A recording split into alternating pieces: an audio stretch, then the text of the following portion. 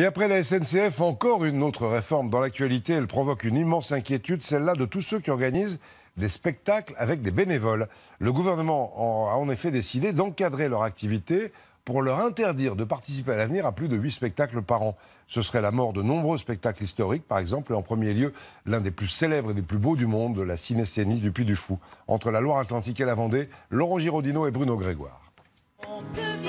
Paillettes, sketchs et jeux de mots, c'est la revue Bonne Garde. Une institution à Nantes depuis plus de 70 ans. Sur scène, comme dans les coulisses, le spectacle repose uniquement sur une centaine de bénévoles.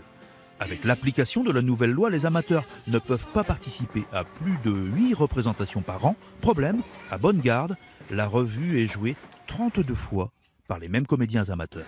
Donc ça veut dire que le spectacle il risque de s'arrêter, puisqu'on ne pourra plus le faire. Pourquoi ? Parce que c'est un spectacle qui n'est pas rentable. Nous, le but de ce spectacle, et il a été créé pour ça, c'était d'obtenir de l'argent pour faire fonctionner l'association. Même problème en Vendée, au Puy du Fou. Le grand parc fonctionne avec des professionnels et des intermittents, mais le spectacle donné en été, la fameuse Cinécénie, est joué par 4000 bénévoles. Sans ces puits follets, qui jouent chacun au moins une quinzaine de soirées, c'est la fin d'un spectacle donné devant 12 millions de personnes depuis 40 ans. Aux prisonniers. C'est une limitation de la liberté du bénévolat qui est absolument incompréhensible pour nous et puis qui est mortelle pour le Puy du Fou. Ce qu'on nous reproche finalement, c'est que le bénévolat prendrait la place des professionnels du spectacle. Alors même que le Puy du Fou est l'exemple du contraire, puisque grâce au bénévolat, nous avons créé 2000 emplois, dont 600 intermittents du spectacle.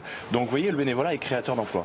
Du point de vue du ministère de la Culture, la loi renforce la protection des bénévoles dans un cadre non lucratif. Reste à trouver le moyen de ne pas entraver l'efficacité de milliers d'associations culturelles. Ouais, beaucoup de spectacles risquent malheureusement de disparaître. Si l'arrêté est appliqué, c'est la mort du Puy du Fou, s'indigne Philippe Devilliers, qui est à l'origine de ce parc considéré comme l'un des plus beaux du monde. Voilà pour l'essentiel.